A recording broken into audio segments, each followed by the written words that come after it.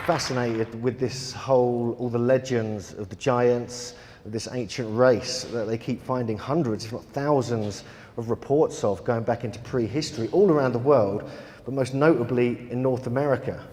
Even in my hometown near Cambridge, a village called Cherry Hinton, there's actually been some giants discovered up on the hills there. This seems to be quite a popular subject at the moment. I'm not sure why. I'm not even sure why I'm kind of fascinated by this. If you all start leaving, I'll know you don't find it that interesting. But it's one of these subjects which is kind of like a suppressed part of our history. Because in North America, just to give you an example, there's been over 1,000 reports from old newspapers, journals, Smithsonian records, and so forth, of skeletons between 7 foot and about 15 feet high, some with double rows of teeth, all over North America, mainly in the mound culture sites, but also from California to New England. I started looking into this with two researchers, Ross Hamilton and Jim Vieira, who are both based in America. And I've been looking at the British, European, and other worldly reports around the world. So this is some of the stuff we're going to run through in the next hour, I think I've got. And you can see that there's quite a lot to cover. So let's start back in my home village when I lived for many years in Cherry Hinton. Because even up on the hills in Cherry Hinton in the early 1800s, some very large skeletons were discovered at a place called the War Ditches. Strangely, at the base of the hill, there's a site called Giant's Grave, and there's a megalith there with a footprint in it, which we're going to have a look at later, these giant footprints. But also, there's legends of giants up on the hills there, and this is right on literally on the hill that my school was on. So I was quite intrigued that even in your local vicinity, you actually find records, if you know where to look, of these strange giant skeletons. And even the pub that's right at the base of the hill is called the Robin Hood and Little John pub. Little John was known as a giant himself. Throughout the world, there's different cultures going back into different parts of history and prehistory that depict giants, not only in the rock carving that you can see here, but in their legends and their stories and in the folklore. And sometimes the way they're described, it seems very matter of fact. It's not just stories. For example, there's a whole story in Glastonbury, where I currently live in England, at the abbey there, back in the 1100s. The monks were digging up this area which legend stated King Arthur was buried in, and they dug down to a certain level and they came up with a strange cross which states that King Arthur is buried here, which is, no one really knows if King Arthur existed.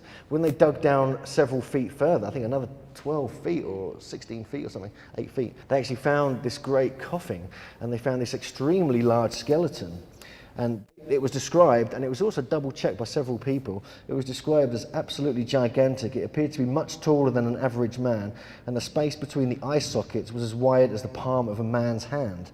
Apparently this famous king was truly larger than life. So this is just, again, in where I currently live now, in Glastonbury. No one there really knows about this. There's another King Arthur connection here, this time in the Wye Valley. And around 1700, the skeleton of a giant stature was discovered, again, with a name relating to King Arthur. There's lots of places that don't relate to King Arthur in England, obviously, one or two. But I'm just going to run through some examples of some reports that myself and Jim uncovered over the last year. You find them in local history books, records of villages and towns, and often in foreign newspapers. Often you don't find the original reports in the English newspaper records anymore.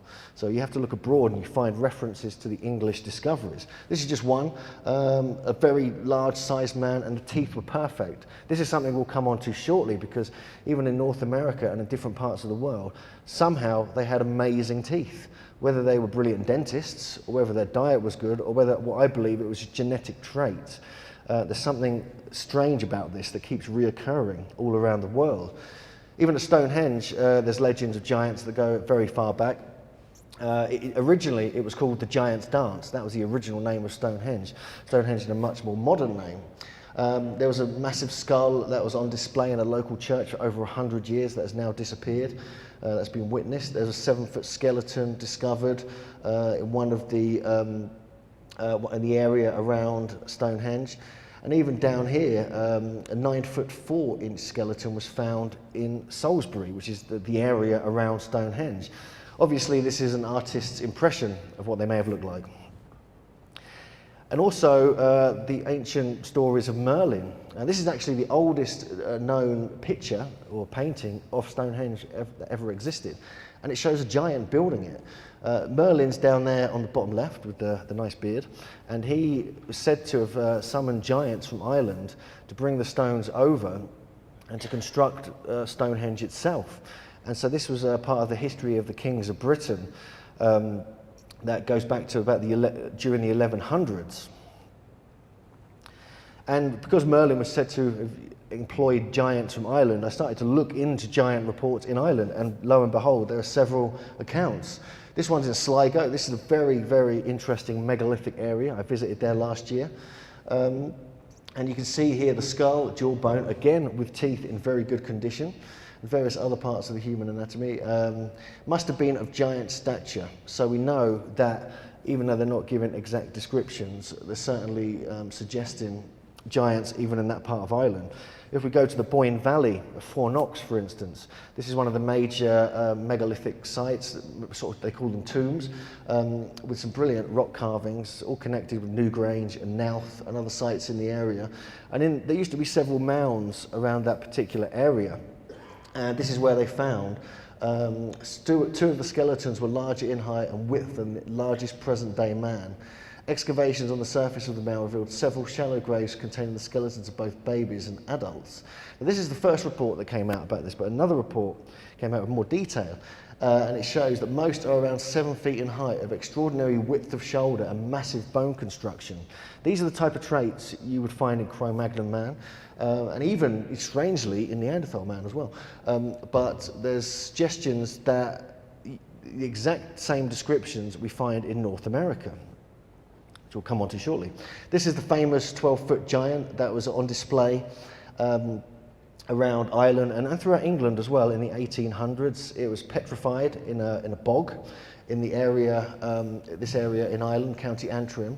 It was 12 foot 2 inches high, and they literally had to cover up its private parts because women would faint at what they saw.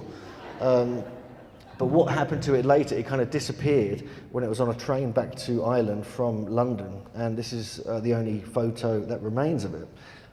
People think it's a hoax, but this is unknown at the moment. If it is, it's certainly a very good one for the time it was created in. There's some other examples in Ireland. This is Louth, and it shows you that this person must have been 10 feet high, which is pretty tall, double the height of some of us here. And we come back to England. There's just a few examples here. The 9-foot skeleton found in Surrey, a 7-foot skeleton found in Leicestershire. And even at a Stone Circle site up in Scotland, a mound of uncommon size was unearthed. Again, in Scotland, we have references here to some bones that are quite fresh and of extraordinary size. Everyone was wonderstruck at the immensity of the bones. He took the lower jawbone and easily put his head through it. It is added that it was a beautiful day, but all of a sudden there came on thunder and lightning, wind and deluging rain, the like of which no man had ever heard or saw. Now, this is very interesting. This is a very strange tradition that keeps happening when ancient sites, especially those of giant legend, are dug up. There's actually a book by Anthony Roberts called Sowers of Thunder, which is based upon this idea that when you disturb a giant's grave, you will hear he somehow had magical control of the weather and would create thunder and lightning to stop it being excavated. This has happened at megalithic sites that have no references, no legends of giants as well. So I find this particularly interesting, and we'll come on to more of that later, especially the connections with that in South America. Again, we discovered a skeleton of large proportions with both legs gathered up. This is in Dorsetshire at a tumulus in a mound. And this is from a 7-foot 6-inch skeleton from Wakefield from 1846, 7 feet 6 inches tall. And Westmoreland, England, a 7-foot skeleton was uncovered. And even in the mid-1880s, very interesting comments were made about this. because it was found with a megalithic, within a megalithic site, actually buried within the ground. 7-foot skeletons are a global phenomenon. People were larger in the past, as were the animals larger in the past. It was also said that the funerary urns that were found were well fired, meaning that there was examples of technology, ingenuity and knowledge. This covers all of greater ancestry and paints a different historical picture than what is currently politicized. Now, this is still true today.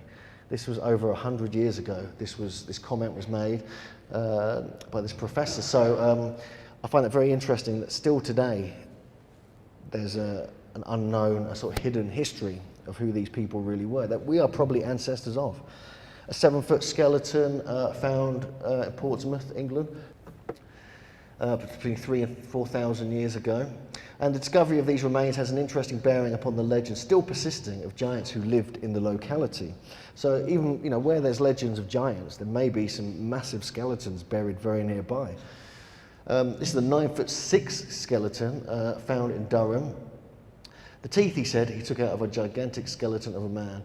In the middle of the bank was found the skeleton of a human body, which measured 9 feet 6 inches in length, the shin bone measuring 2 feet 3 inches from the knee to the ankle, and around it were 4 large flat stones. This is the same as we find in North America in the mounds. So it seems to be a cross-cultural connection here with these ancient races between Britain and America.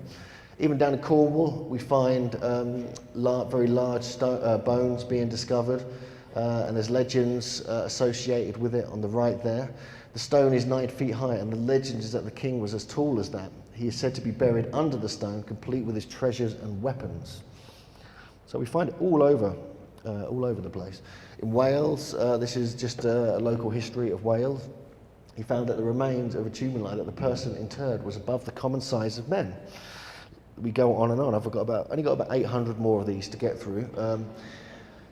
And in North Wales, in the Great Orme mines in North Wales, which date to around 3,500 years ago, more than 2,500 hammers were discovered, which were of immense size, 3 times the size pretty much, and they realized that a person had to be 12 to 18 foot tall to be able to wield them and use them. So archaeologists will argue that they're ceremonial hammers, but why on earth would you need 2,500 of them?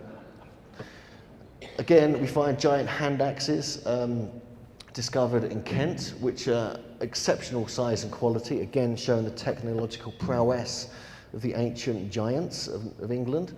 And this just shows you the pictures of it and where it came from.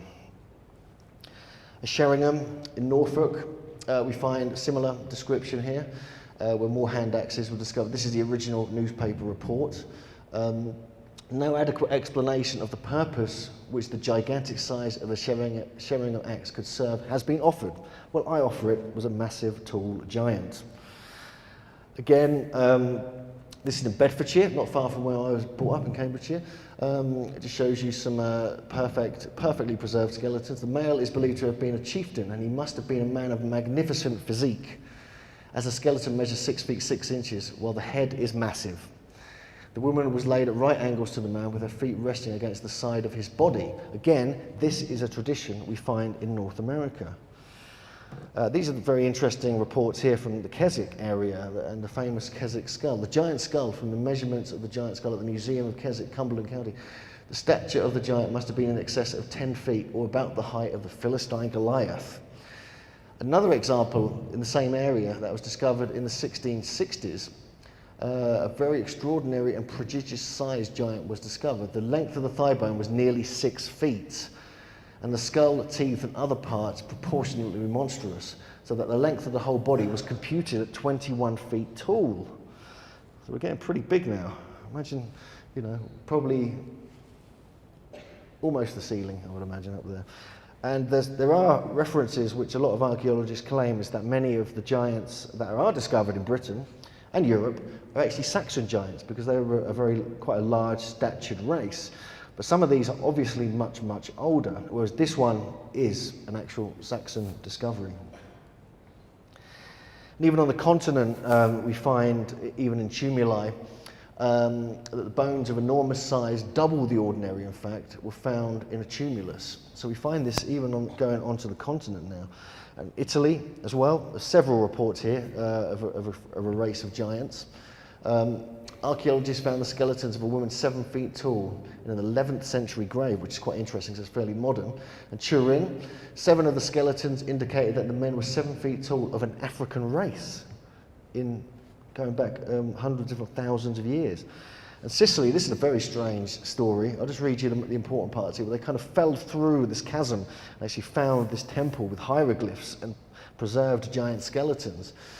And even in the general area, more were discovered. He was informed that some human skeletons of vast size had been dug from the ground about 3 miles distant from where they made this discovery. Captain Allen placed the bones of the most perfect skeleton in their proper position and found that the skeleton to be 11 feet and 4 inches in length, Italian measure, which is equal to about 10.5 feet English. This just shows you the woodcut that was that accompanied the report. And in France, it's just several reports here. I've just highlighted some of the important aspects of the reports here. These are all genuine newspaper reports, and you can find these yourself online if you know where to look. 14 men on the bottom left here, 14 men of gigantic size were revealed. In each case, the heads were of great size with huge jawbones, which is unusual to find these. We keep finding these anomalies. In the middle at the top, skeletons of giant warriors uncovered in France. At the bottom there, belonging to a race of men between 10 and 15 feet in height. And then on the right, 8 7-foot skeletons were brought to light beneath a huge monolith weighing more than 4 tons, not too far from Paris.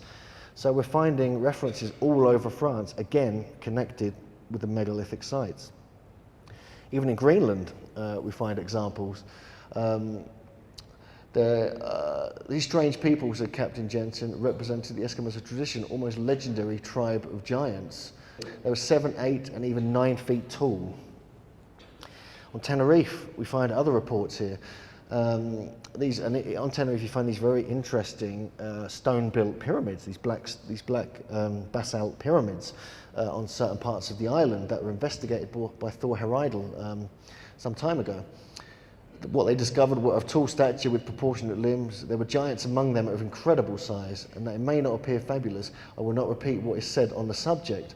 Of one, it is generally said as a verified and ascertained fact that he was 14 foot high and had 80 teeth in his mouth.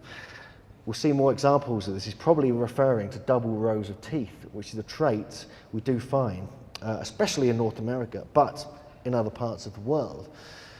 And even near Ankara in Turkey, in the Hittite region, there's a report that goes back to 1933. The coffin and skeleton of a Hittite princess of the mysterious race that ruled Anatolia 5,000 years ago. The skeleton of a guard who was 7 feet 1 inches tall are the sensational finds that Turkish archaeologists digging at this town south of Ankara. Now, this is just a couple of hours away from this incredible polygonal wall site of Alacahoyek and also Hattusa, which are well worth a visit. And whilst we're in Turkey, there's even suggestions that very large bones and skeletons were found in southeast Turkey. I put a picture of Göbekli Tepe on the left just to tantalise you. There is no direct connection between these bones that were discovered and Göbekli Tepe, but there is in this picture. In the 50s, when they were digging roads in the Euphrates Valley, this is a reconstruction of some of the bones that were recorded and measured. And they guessed and estimated them to be 14 to 16 feet tall, which is pretty tall when you think about it. And there are many in that whole area. This is the kind of the ancient biblical area. There are many reports actually in the Bible of giants. Here's just some examples here. I'm not going to read all of these out to you, but I'll just leave that up there. But just an example, there were giants in the earth in those days, the classic analysis there. And there we saw the giants, the sons of Anak. And different other reports. I'll leave that up just for a moment, just to give you some examples of that, because this is something that has sort of baffled scholars for many years. Biblical scholars, Christian O'Brien analysed, this, and a brilliant researcher called Patrick Cook. He's passed away now, but I highly recommend you look at his work, because he was a biblical scholar, and he was very interested in UFOs and giants and unusual accounts in the Bible. And these are some of the examples that he collected. So I just want to, make a reference to Patrick there. But it just shows you that even in the Bible, we find these reports. This is a very strange story. According to a German newspaper, a researcher called Gregor Spory went to 100 kilometers north of Cairo, and a grave robber, a kind of tomb robber, had been, involved in some excavations going up over many years, and he had to pay $300 to get these photos. But these are photos of a mummified finger, which is so large that they estimated that would have been of a giant who was 16 feet tall. So even in Egypt, we find these extremely ancient, potentially giant mummified beings, which I wouldn't be surprised if there were more yet to be uncovered and revealed, as a lot obviously is hidden there, as it is in many other places. Again, even on Philae Island back in 1881, the Temple of Isis on the banks of the Nile, 16 miles below Najd Dafar, opened a row of tombs in which some prehistoric race of giants had been buried, the largest 11 feet 1 inch. So even in pharaonic times, or possibly earlier, we find evidence of giants in Egypt. We get them in Russia. This is a very large skull, 33 inches 33 inches long bones in the mountains of Russian Central Asia, north of the Himalayas. There's more reports as well. These are actually some photos that were taken in 1998 of some skeletons that were discovered in Georgia. It's estimated that the giant man was about 9 to 10 feet tall, and that the skull was around 3 times the size of a normal human skull. They look pretty powerful beings, don't they? And this was commented on by a brilliant researcher called Steve Quayle, who said that a 4-meter human skeleton was found by 2 amateur archaeologists in Georgia near the village of Udabno in the summer of the year 2000. And skeletons of giants were also found at a cave near Gora Kazbek, Georgia in the 1920s. So many reports turning up there as well.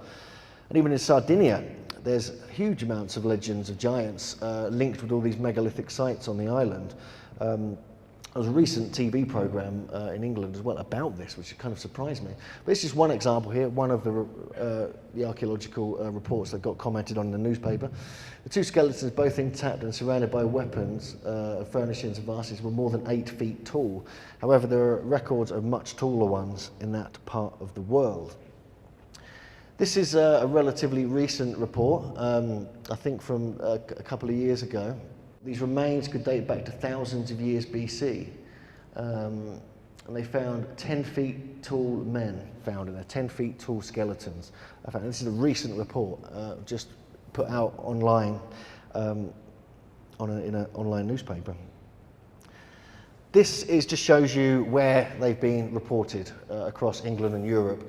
This is from a colleague of ours who we work with called Cecilia Hall, who puts all the data into Google Earth and creates a whole map of where they've been discovered. We've got a few more to add to this. This is just the early stages of analysing where they are.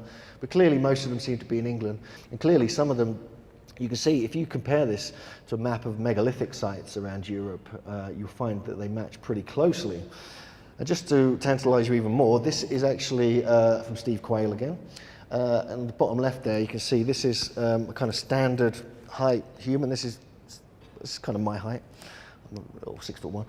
Again, this is the one potentially that was in Turkey. Some other, as even Maximus Thrax of Rome was 8'6". Goliath was supposed to be 10'6". King Og of Bashan was 12 foot. Other ones here from France, they seem to either are the biggest or claim to be the biggest. And this one here, these 3 are from France. And this is interesting because this is the whole area where some of the largest megaliths in the world that John Martineau was talking about last night do exist. This is probably the most extreme one I've ever heard of. But this was written up, reported, probably exaggerated, as I don't even know if you'd be able to walk if you're that tall. But if we go further afield, even in Osaka, Japan, where we have some incredible megalithic sites, including these dolmens and these huge polygonal walls around the Osaka Palace. We have, this is back in 1918. Interestingly, the teeth are evenly worn down. Decayed teeth are not found again, which is something that fascinates me. The bony structure of the skeletons are massive. Shin bones, in most cases, are somewhat flat. Some of these skeletons stand 7 feet high. Even shorter ones are over 6 feet. And this just shows you some of the megalithic construction found in that direct area. And just coming back local, we even had a chance, thanks to Nash and Michael, we had a chance to go up to the famous Goliath's footprint I'm not sure of the exact location of it because we were all slightly delirious by the time we got there. But there's Michael posing beautifully with the footprint, whereas I'm just trying to compare my size to it, which looks like an absurd thing to do. The Ministry of Funny Walks or something even. But anyway, it fascinated me. I've been wanting to go to here for ages, and I persuaded and encouraged the group to come and have a look at it, which turned into quite a saga. But it's over 4 feet long. On investigation, it has 6 toes. Unfortunately and weirdly, it's in granite, so it doesn't make sense how it could have naturally been trodden on by a giant.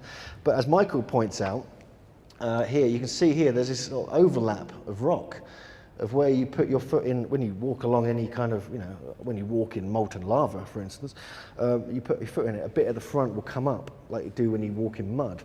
So he pointed that out, and or it was chosen because of that. It's just a very unusual, some people say it's 5 toes. It looks like 6 to me on investigation. It's 4 feet long, so the height of that person, unless they just had massive feet, would have been in excess of 20 feet tall, maybe 25, even 30 feet tall. It's incredible, really. It's said officially to be over 9 million years old, and the foot of a woman, which is interesting. And even in Johannesburg, a skeleton of a man who was 10 feet, or near Johannesburg, a skeleton of a man who was 10 feet tall was said to have been dug up in the area. It clearly shows the Goliath's footprint on the top left, but it gives you some other examples here, and some do have 6 toes. We're going to look in more detail at some of the more interesting ones, because some of these could just be, carved out, could be jokes, I don't know. But in New Zealand and Kiribati, we do find giant footprints, again, with 6 toes, suggesting this was a genetic trait of the ancient giant race. We even find a reference to it in the Bible as well. A huge man with 6 fingers on each hand and 6 toes on each foot, 24 in all, was discovered. And if we start jumping over to the Americas, we'll find that in the early 1900s, several giants, or hundreds of them, mummified giants, were found in caves in an area called Sonora, which is about 100 miles from the US border. This is the guy who discovered them. With some of the artifacts. This all got pretty badly covered up, but they were 7 feet upwards. But then about a decade ago, in exactly the same area, these were discovered, these incredible skeletons with these incredibly long skulls, which is something I think Brian is going to be talking about today. And this just shows you that even in this part of Mexico, it seems that these were different races, these giants and these long skulls. And this certainly was an area they both coexisted in, or there's debate as to whether it was at different times. For some reason, they were both obviously attracted to that area.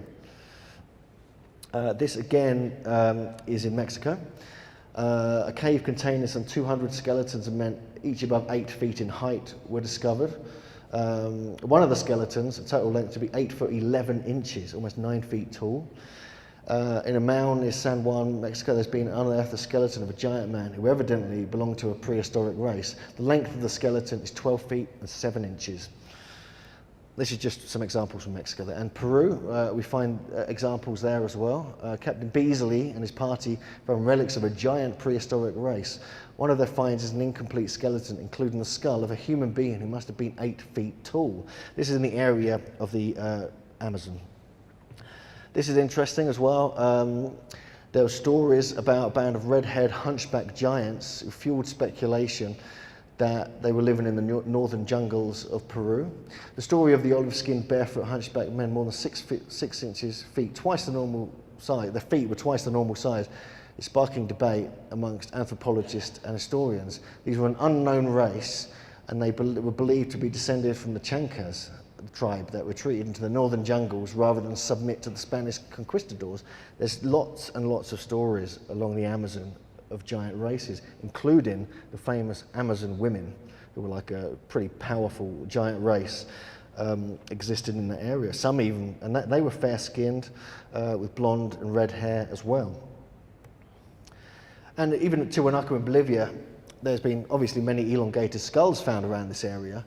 But there's legends of giants. The founder of the ancient Tiwanakan pre-Incan civilization, Viracocha, was said in legend to have created giants to move the massive stones that comprise much of their archaeology, but then grew unhappy with the giants and created a flood to destroy them, which is a very close echo of what we get with the Nephilim and the biblical tradition, where a flood was created to destroy the giants because they got out of hand.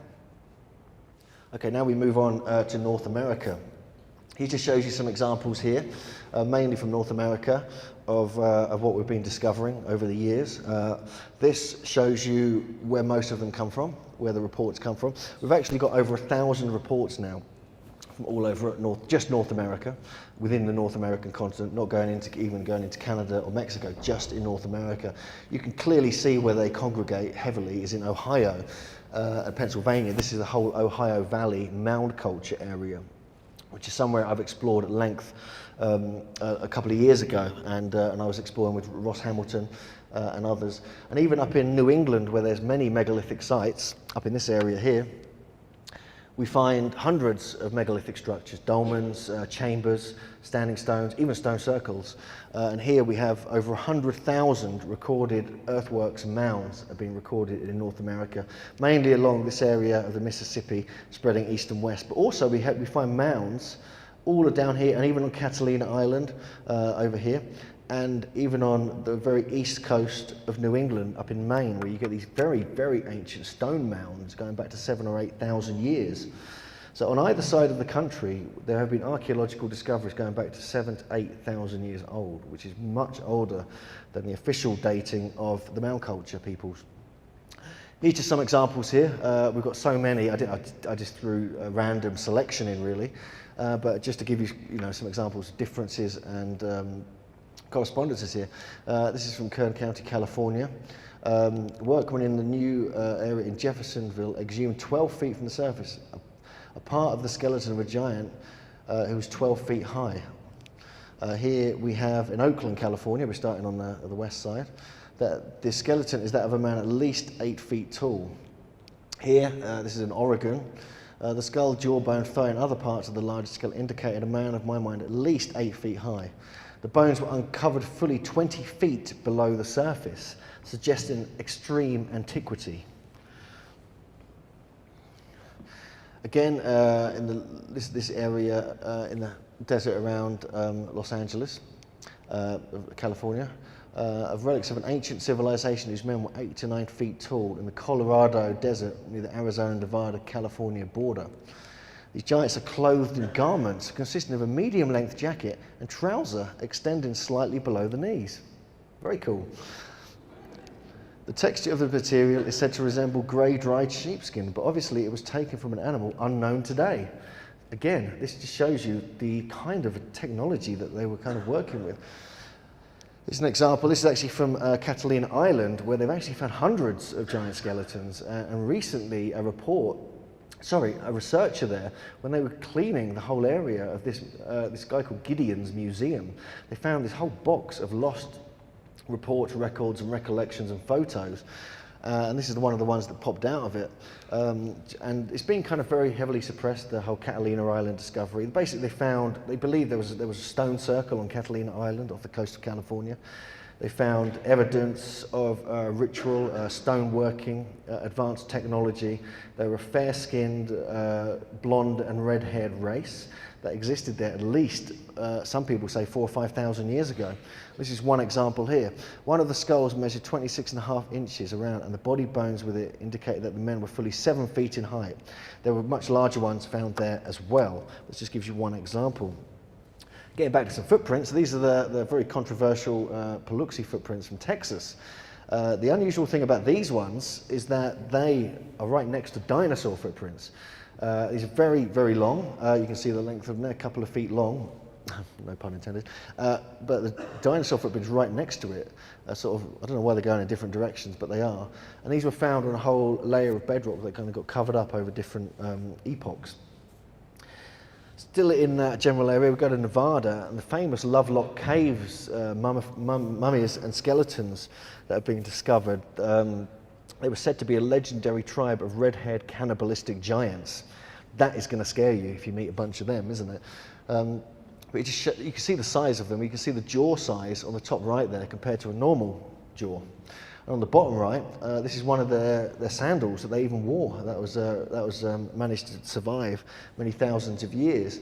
The whole story goes that they were actually the Paiute oral history, who were the Native American tribe of that area, were terrorized by these red-haired cannibalistic giants, and even they would be eaten by them. If there wasn't enough food to go around, the giants would just turn up at the places these Native Americans were staying and just go and grab them and eat them. It's pretty scary. You know, that size jaw coming after you, it would be pretty scary. And so what they did is that the Paiute all got together, and when all the giants, they chased all the giants into Lovelock Caves. This is going back, you know, over 150, no, several hundred years, because as the legend states, they actually hid them in it and then made a massive fire at the entrance of the cave and killed them all, smoked them all out, and took out this whole race of giants who lived in the Nevada area. Some of them that didn't get burnt were actually mummified, actually very, very sophisticated mummified remains, and they all had red and blonde hair again and this pale skin, suggesting a much earlier prehistoric race of unknown origin existed in that area. This actually shows you a rare photo on the left there of one of the skulls that have now been removed from display.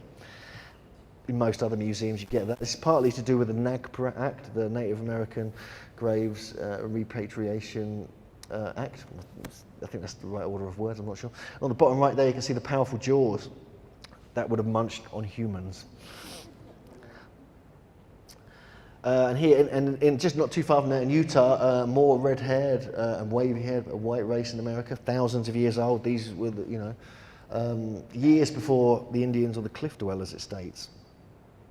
This one on the left here is actually from San Diego. It was actually discovered in San Diego. It's, I think, 10 feet high.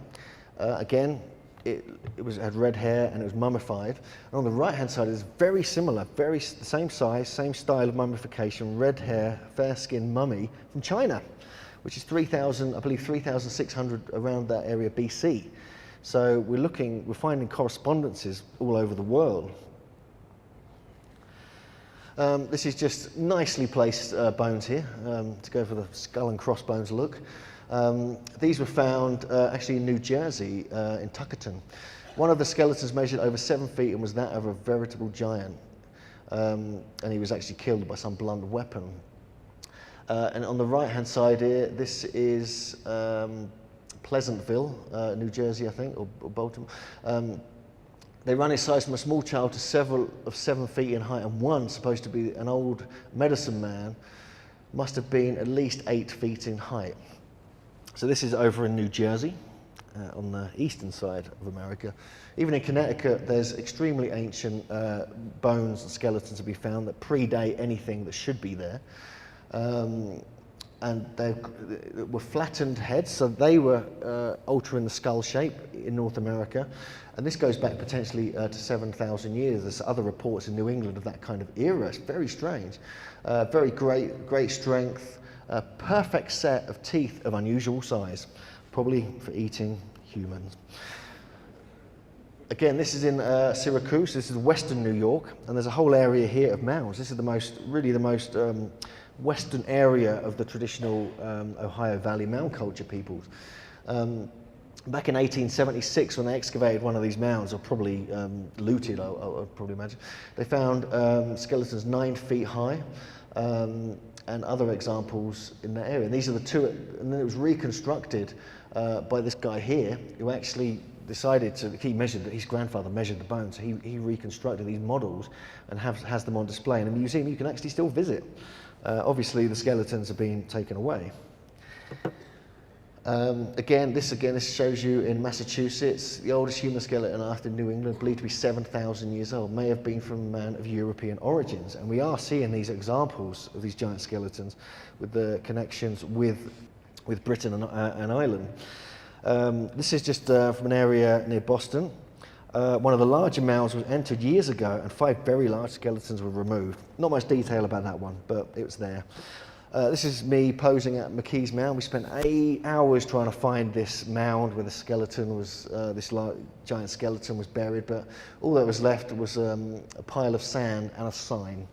So we were quite disappointed. But this whole area here, 33 skeletons were found with some beautiful artifacts. Several of the skeletons were giants. They don't mention that on the sign. This actually shows you some of the skeletons when they were discovered. McKee's Mound north of Pittsburgh, and reported in the newspaper. Now we get into Ohio. There's so many reports here, it's kind of ridiculous. Ross Hamilton's done the main research here. 8 feet tall giant there. Another one on the right, a man must have been at least 11 feet high. This is actually up in Michigan. And we have the famous Grave Creek Mound in West Virginia. This is the largest mound in the country, actually. It's almost as big as Silbury Hill in England. 70 feet tall, a diameter of 295 feet, 60,000 tons of earth and rock were used to make this. And there was the first excavation was there in 1838 that yielded 2 large skeletons, one female and one male. The female one was said to be of European origin. She shows you some pictures of it here and the map of the area showing some of the geodetic connections between lots of the stone towers, mounds and earthworks around that whole area.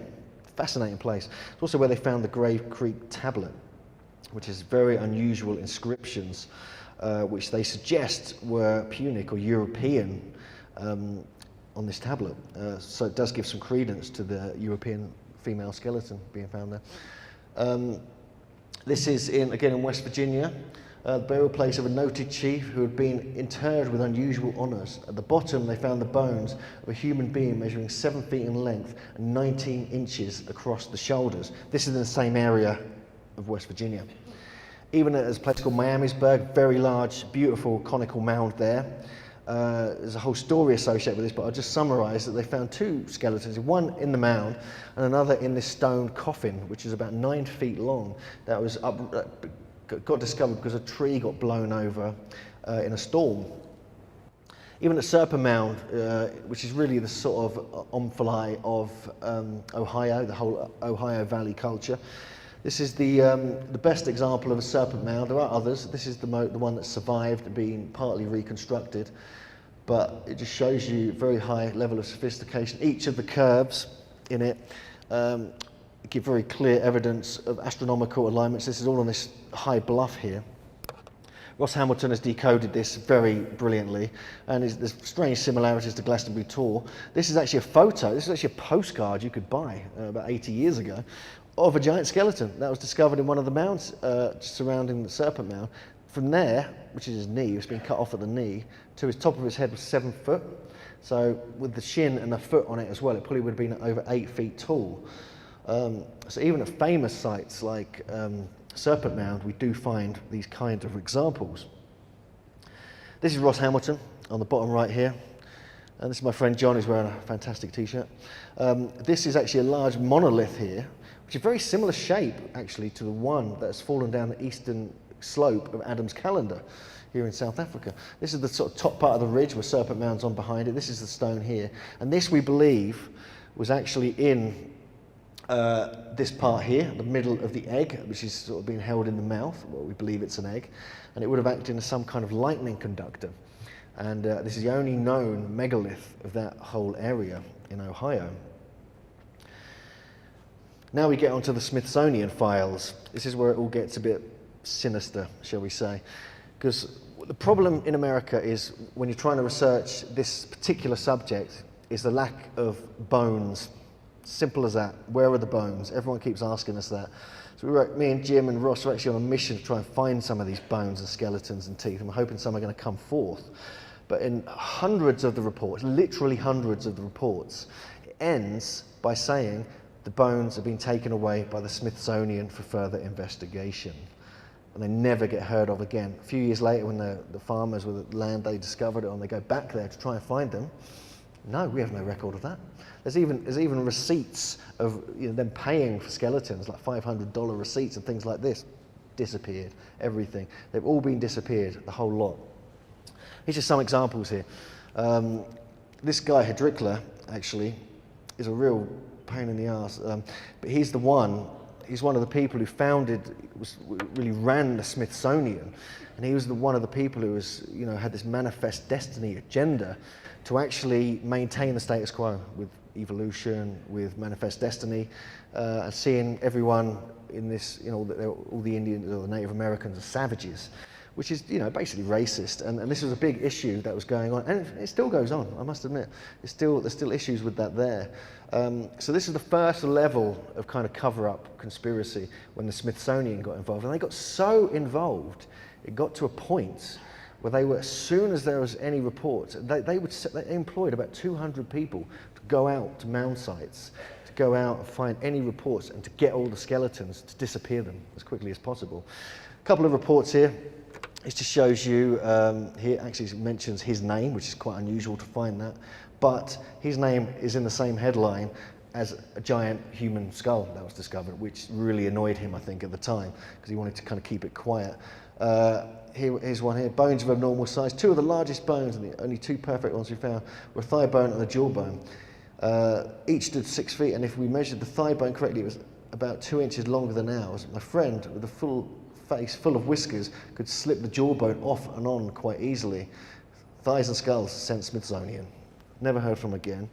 Another example here, this is actually from a private local history.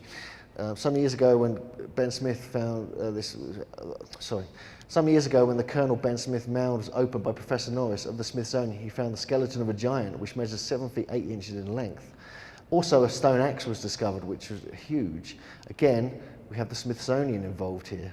This is the time when they were starting really in full flow of going to all the different sites to make sure they recovered the bones and disappeared them. Because not only did it go against evolution, it went against their racist agenda. Some other examples here, a representative of the Smithsonian Institution has been here investigating the curious relics. And this one was 14 feet high, no wonder they were interested.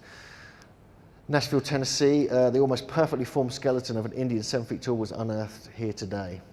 Again, efforts will be made to have a representative of the Smithsonian make a complete investigation of the site, never to be heard from again.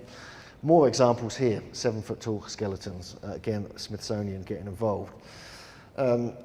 Again here, this is quite an interesting one actually, a 10 foot skeleton discovered, but what's weird about this one, it's talking about technology. As corroborative proof, the members now was exhibiting the rusty and time-worn barrel of what appears to be an ancient gun weighing between 25 and 30 pounds, resembling a flintlock rifle. This, they said, was picked up beside the skeleton. These bones will be taken out of the cave at the earliest possible date and carefully packed and forwarded to the Smithsonian Institution. Yay! God, okay, more examples here. Giants, Smithsonian, there you go. This is the last slide of the Smithsonian, but we've got like probably 130, maybe 150 reports that end with the Smithsonian. No, maybe, I think it might be 250 in fact. So it's just a few examples here. And these were mostly found in lakes, in mounds, but often they were actually found just when digging deep at the foundations of houses, not just mounds. The jaw and teeth are unusually large. The bones have been sent to the Smithsonian Institution for further investigation. Smithsonian Institution determined age of skeleton found in Ohio. La-di-da. Okay, so we're getting the picture here. And the problem is when you actually go to the Smithsonian and you ask them, can I see the 100 giant skeletons you've hidden? They go, no, don't know anything about them. You can show them every single report there is. No, nothing. You can't break through it. It's a really tough nut to break. So we're trying to work out different ways to get in there, which could involve fluorescent jackets. I'm pretending to be electricians or something like that, but don't mention that. I have to delete this off the DVD, no, I'm joking. But this is one of the traits that keeps being found with these skeletons, not only in North America, but primarily in North America. And there's been some work done on this already. But this is very strange. This is like a genetic trait of the giant people here. It's just some examples here. I'm not going to read them all out to you, but I just wanted to show you a few examples here. The teeth are all in their place, and all of them are double and of extraordinary size. And here we have the jaw bones, which easily break, are so large that they will go around the face of a man today. The other bones are much larger than those of the ordinary man. The femur is 20 inches long, indicating scientists that they're about 80 inches tall, which is, I believe, 6 foot 8 inches. Again, more examples of the double rows of teeth. A couple of other ones here. The remains of a gigantic race of extinct human beings have been discovered near Vassar, Minnesota. Each had double teeth in front as well as in the back part of the jaw. One thigh bone measured 20 inches in length and was proportionately larger. The teeth were still sound and double all around. Here we go. This was at least 8 feet in height. The remarkable feature of these remains that they have double teeth in front as well as in the back of the mouth and in both upper and lower jaws. That's very clearly explained, isn't it? And yet archaeologists and academics who are looking at this dismiss it as no, they don't know what they're talking about. They mismeasured and they miscounted the teeth. So this is an issue which we're kind of hitting our heads against a brick wall, but there's so many reports, it becomes rather convincing. And also very thick skulls. The skull is very large and thick, fully 1/4 of an inch. This is one other trait that is found in many of these giant skeletons, very thick skulls, as well as double rows of teeth. A set of almost round double teeth are remarkably well preserved. There you go, more reports. Again, this is just another town history, which we've got all the references going in the book Jim and I are writing, so all these will be referenced. I haven't got time for that now. This is just a discovery, I'm not sure exactly where. In the kettles were scores of skulls and bones, some of them of men of great height. One skull had 2 rows of teeth. So you just keep finding these all over the place. And this is one of the traits. And so this is one of the aspects which has been covered up. But we actually, Jim Vieira, who I'm working with on this, he actually got in contact with a medical doctor about this, a specialist in bone and teeth, and actually had a chat with them, and she said she knew someone who had double rows of teeth and they had them removed when they were a child. So the genetic trait still exists in North America, even though the giants have been pretty much wiped out now. You've got to remember as well, the giants were there when the first Europeans went over there, well, of the modern age, a few hundred years ago. They were meeting these giants all over New England. Even Abraham Lincoln and other presidents saw some 7-foot to 8-foot chiefs who were still around. Unfortunately, most of them have kind of died off now. I'm not sure why. But the other aspect here I just want to mention before I sort of close in a few minutes is the fact that not only do we have the Smithsonian problem, we also have the problem in 1990 of the NAGPRA Act that came forth, which was basically so the Native Americans could reclaim anything that was on display of grave goods, bones, urns, ashes, anything like that, could be reinterred, reburied in a ceremonial way, in the way that they wanted it to be, which is totally fair enough. However, they were colluding with the government on this, and there was another quiet agenda going on that no one really sussed. And I think may have been part of the problem of why there's nothing left on display, because they were removing skulls that they knew were from red-haired, blonde-haired, fair-skinned giants that were 7,000 or 8,000 years old in different parts of the country, which they knew weren't really related to them. There's different races that existed all over North America at different epochs. There's no racism going on here. It's just, you just got to look at the facts, look at the reports. So unfortunately, all of the skulls, even the ones that clearly showed European origin, were removed as well. So there's nothing left to see. This was back in 1990, so you can see that is part of the problem as well. But I'm working with Jim and Ross, and we're even working, Ross is connected with some Native American people up in Ohio and in Michigan, and there are other connections we're working on to see if there are any still stored in people's basements and things like this, because that's the smoking gun. We need to see the evidence. I have seen a giant skeleton myself in a museum, it's in Mutter Museum in Pennsylvania, and you can go there and you can look at it for yourself. I don't have a picture of it here, unfortunately, but this is a 7'6" skeleton, said to have acromegaly, which is a trait which you get a natural enlargement.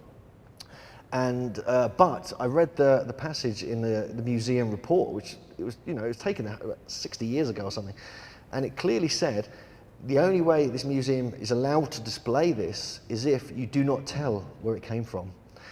And it came from West Virginia. It came from northern Kentucky, which is right on the edge of the mound culture area. So in Mutter Museum, Pennsylvania, could be the only one still on display because the origins of where it came from have never been recorded. So I find that quite interesting. So there's lots of different levels as you get into this that you have to sort of penetrate and actually work through. Another aspect here is very interesting is these thousands of beautifully carved pipes that they were smoking something in. I can't imagine what that was, but here's one I actually saw, this is part of Wayne May's collection, who's editor of Ancient American magazine. I highly recommend you take a look at his website and subscribe to his magazine. This is one of the pipes I found. This is clearly not the pipe of a normal sized human. I'm sorry. I didn't test it or anything, but just holding it in my hand, you could tell. And this is one of the discoveries he's made. You can see some of the other examples of the flints, strange tablets with all this strange writing on it, which are connected with these giants. But I really question, I mean, what were they smoking? Because some very strange skulls have come out, including these ones. This horn skull, which a lot of people say is a fake, has never been proven to be so. It was found in Pennsylvania in the early 1900s. It was of a 7-foot giant discovered in a mound. On the right-hand side, we have the Wisconsin skull, which shows the elongation that we see all over Peru and other places, and some other examples at the bottom there from central part of North America. So we can see that there's a lot more to this than meets the eye. And my real purpose, my real kind of mission with this is just to kind of uncover the truth of what was going on. There's no great, you know, we're not trying to prove anything or anything like that. We just want to find out the true origins of humans and where they came from. And this is one of the stories which has been forgotten and which has been suppressed, even up to the 1990s and to the present day. And so this is the book we're working on. This is Jim Vieira and myself, actually in his giant office, which he's got hundreds of reports scattered all over his walls in Ashfield, Massachusetts. So thanks very much for listening. I appreciate it.